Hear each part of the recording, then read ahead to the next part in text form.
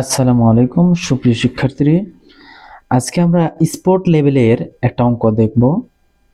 Sport লেভেলের এরকম চিত্র দেওয়া থাকবে, এখান থেকে বলবে যে কতটুকু মাটি কাটতে হবে অথবা ভরাট করতে হবে এটা বাহির করার জন্য।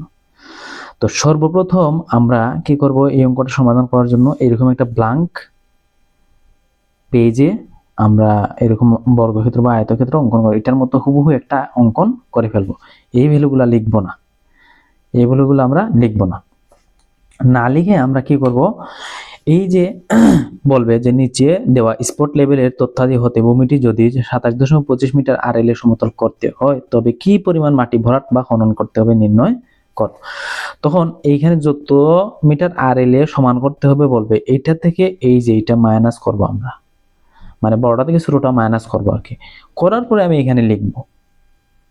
তাহলে আমি যদি করি, তাহলে একটা আমি করলাম, এই যে 12.25 আসলো।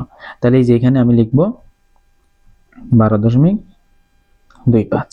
সেম ভাবে এটাও করব। তাহলে আমি এটাকে x ধরে নিই, মাইনাস হলো 27.25। এরপর আমি ক্যালকে দিলাম, তাহলে x এর মানটা আমার বারবার বসালে হয়ে যাবে। এই যে 39.60 কত আসে, 12.35। তাহলে এই যে 12.35, এই যে এটা 40.2 কত আসে, 12.95। এরপর 11.85। কেন আমি করতেছি এগুলা আমি একটু পরে বলবো। এরপরে এটা কত, 38.50। তাহলে কত আসলো, 11.25। এরপর 39.11.9। এরপর একটা 40.20, 12.95। এরপর একটা 30, 12.05। এরপর একটা 29.25। তার মাত্রা আসে 2, 39.12.15। এরপর 39, 11.75। এইটা আমি ফার্স্টে করে নেব। করার পরে আমরা কেন করলাম এখন আমি এটা বলবো।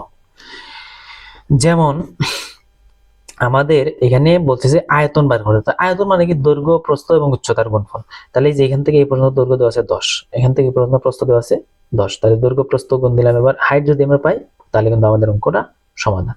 তাহলে এই হাইটটা বাইর করার জন্য আসলে আমরা এটা করলাম। এখন এটা এই কোণার মধ্যে 12.25, এখানে দেওয়া আছে 12.35, এখানে 11.9, এখানে 11.25। তাহলে আমি কোনটা নিব, যে দৈর্ঘ্য তো দিলাম, মনে করো আমরা দৈর্ঘ্য দিলাম 10, প্রস্থ দিলাম 10, এখন হাইট তো এইটার, এই যে এটার জন্য হাইট তো এটাও। এখন কোনটা নিব, আমার এটা কোনোটাই নেওয়ার দরকার নাই, সবাইকে খুশি করব, এই সবগুলার গড় নিব। তাহলে গড় নিব মানে কিভাবে, এই যে কি করব, 12.25 যেগুলো চার কোণার সবগুলা ভ্যালু লিখব, 25, 11.9 ভাগ হলো 1 জন 2 জন 3 জন 4 জন, তাহলে 4 দ্বারা ভাগ করে দিব, এই যে যা আসবে তাই। এই যে এই ভ্যালুটাকে আমরা কি করব, মাঝখানে লিখে নেব, 11.9375। তার মানে এই যে 11.9375, এই তো আমাদের আয়তনটা চলে আসলো এটার জন্য। এবার এটার জন্য আলাদা করব, এটার জন্য আলাদা। দেখো তো এটার জন্য দৈর্ঘ্য 10, প্রস্থ 10, উচ্চতা, এই যে চারটার গড় নিব। এই যে এটার সেম ভাবে করব, দৈর্ঘ্য 10, প্রস্থ 10, উচ্চতা 1 2 3 4, চারটা আলাদা আলাদা। তাহলে 4 জন তো আমি নিতে পারবো না, তাহলে 4 জনের গড় নিব এই জন্য। তাহলে বারবার আমাদেরকে এগুলার গড় নিতে হবে। তাহলে আরেকবার দেখাই, এই যে এটার জন্য 12.35, 12.95 প্লাস 11.9 প্লাস 12.95 ভাগ হলো 1 জন 2 জন 3 জন 4 জন, মানে যতটা লিখবো তত দ্বারা ভাগ। এই যে গড় 12.537, এটাও সেম ভাবে যদি করি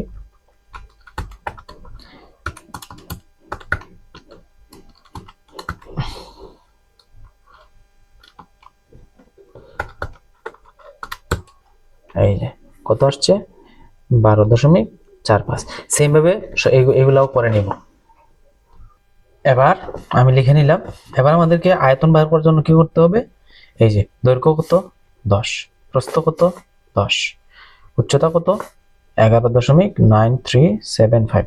এটার জন্য দৈর্ঘ্য 10, প্রস্থ 10, উচ্চতা কত 12.5375 প্লাস এটার দৈর্ঘ্য 10, প্রস্থ 10, 10 প্রস্থ 10, গভীরতা কত 4.5।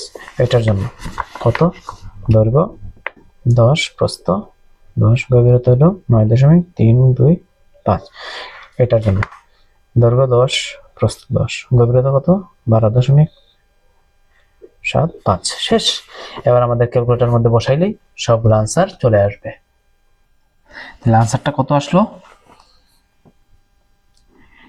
584375 ঘনমিটার। এখানে আমরা একটা শর্টকাট জিনিস করতে পারি যে এই যে 10 গুণ 10 এটার সাথে আছে, প্রত্যেকটার সাথে আছে না, তাহলে এই যে 10 গুণ 10 আমরা কমন নিয়ে নিতে পারি। নেওয়ার পরে এই যে 11.9375, 12.5375, 12.45, 9.325, এরপরে 12.18। এই তো এটা দিলে আমাদের আনসার চলে আসবে। তো বইয়ের মধ্যে ডিরেক্ট দৈর্ঘ্য এটা দেয়া, এই যে এটা দেওয়া আছে। তাহলে এই যে মাত্র 2 লাইনের আনসার, কিন্তু এই জিনিসটা বুঝতে হবে।